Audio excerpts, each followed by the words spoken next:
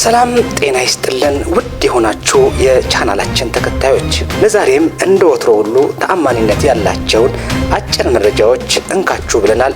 መረጃዎቹን ሼር፣ ሰብስክራይብ በማድረግ የደውል ምልክቱን መጫናችሁን አትርሱ እንላለን። እነሆ ከጊዜ ወደ ጊዜ በአፍሪካ ሀገራትና ወደ አረብ ሀገራት የሚደረጉ ህገወጥ ስደቶች በርካታ ኢትዮጵያውያንን ወንድና ሴት ዜጎች ለበርካታ እንግልትና ስቃይ፣ ሞት፣ የአካል መደፈርና የሰብአዊ መብት ጥሰት መዳረጋቸውን አሳሳቢ ጉዳይ እየሆነ መጥቷል። በሱዳን በኩል ወደ ሊቢያ አቋርጦ ሜዲትራኒያን ውቅያኖስን አልፎ ወደ አውሮፓ በሚደረግ የባህር ላይ ጉዞ እስከዛሬ ድረስ ኢትዮጵያውያንን ጨምሮ የሌሎች አፍሪካውያን የጠፋው ህይወት በቁጥር አይታወቅም።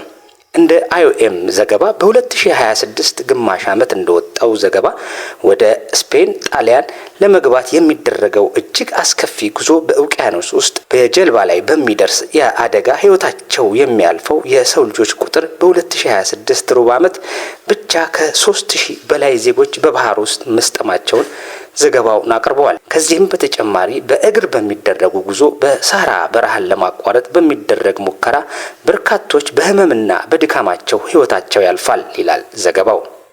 አያይዞም ወደ አውሮፓ ለመግባት ከሚደረገው ስደት ደላሎች የሚደረግ ዘረፋና የሰብአዊ መብት ጥሰት ጉዳቱ ነው በሶስተኛ ደረጃ ላይ ያስቀምጠዋል። በአጠቃላይ በአፍሪካ ውስጥ ከሚደረጉ ስደቶች በአሁኑ ወቅት በኢትዮጵያ፣ በሶማሊያ፣ ኤርትራን በመቅደም በአንደኛ ደረጃ ላይ ትቀመጣለች ብሏል ዘገባው። ከዚህም በተጨማሪ በደቡብ አፍሪካ በሙያሌ ወደ ኬንያና ደቡብ አፍሪካ ብሎም መካከለኛው አፍሪካ ለመግባት የሚደረግ ህገወጥ ስደት በተመሳሳይ በርካቶችን ህይወትና ለሞት በእንግልት መዳረጉን ቀጥሏል። አልፎም በሶማሊያና በቶጎጫሌ አድርጎ ወደ ህንድ ውቅያኖስን በመሻገር ወደ አረብ ሀገራት ለሚደረጉ የአሰቃቂ ጉዞዎች በርካቶች የባህር አውሬ እራት ሆነው ቀርተዋል። ድርጊቱ ከጊዜ ወደ ጊዜ በሀገራችን እየጨመረ ሲሆን መንግስት በኩልም የተለያዩ የግንዛቤ ማስጨበጫዎች ቢደረጉም ስደቱ መጨመር እንጂ ሲቀንስ አይታይም።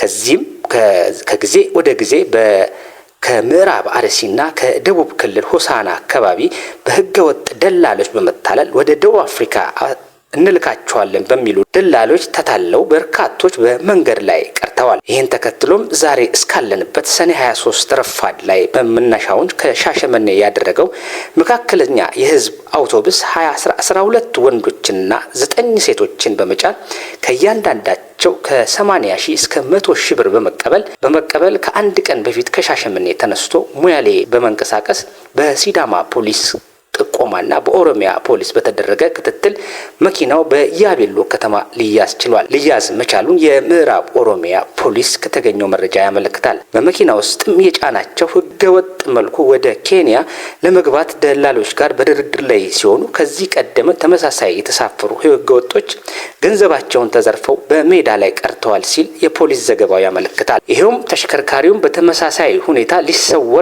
ሊሰወር የኖርበት ሁኔታ እንዳለ ለስደት ከተሳፈሩ ሀሳባቸውን የሰጡ ሲሆኑ በውስጡም የአሽከርካሪው ሹፌርና ረዳት 2 ደላሎች በቁጥጥር ስር የዋሉ ሲሆን ህገወጥ ስደት ተሳፍረው ተሳፍረው የነበሩትም በምርመራ ላይ እንዳሉ ለማወቅ ተችሏል። መንግስት በአሁኑ ወቅት ህገወጥ ስደትን ለመቆጣጠር ከበርካታ የውጭ ሀገራት ጋር በሚያደርጋቸው የሰው ኃይል አቅርቦት ዜጎች ህጋዊ መንገድ እንዲጠቀሙ በርካታ ሁኔታዎችን ማመቻቸቱ ይታወሳል። ሰላም።